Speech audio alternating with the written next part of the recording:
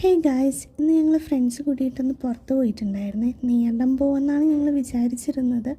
പോകുന്ന വഴിക്ക് അവിടെ അമ്പലത്തിൽ കാവടി ഉത്സവം നടക്കുന്നുണ്ടായിരുന്നു. അതിൻ്റെ ഘോഷയാത്രയാണ് ഈ പൊയ്ക്കൊണ്ടിരിക്കുന്നത്. ചെണ്ടമേളവും പരിപാടിയൊക്കെ ഉണ്ടായിരുന്നു. ഇത് ചെന്ന് അവസാനിക്കുന്നത് എരുത്താവൂർ ക്ഷേത്രത്തിലാണ്. എരുത്താവൂർ ക്ഷേത്രത്തിൻ്റെ പ്രത്യേകത എന്ന് പറയുന്നത് കേരള പഴനി എന്നാണ് അറിയപ്പെടുന്നത്. അങ്ങനെ ഇതൊക്കെ കണ്ട് ഞങ്ങൾ എത്തിയപ്പോഴത്തേക്കും ഒത്തിരി ലേറ്റ് ആയിട്ടുണ്ടായിരുന്നു. കാരണം ബസ്സൊന്നും സമയത്തിന് വിടുന്നുണ്ടായിരുന്നില്ല.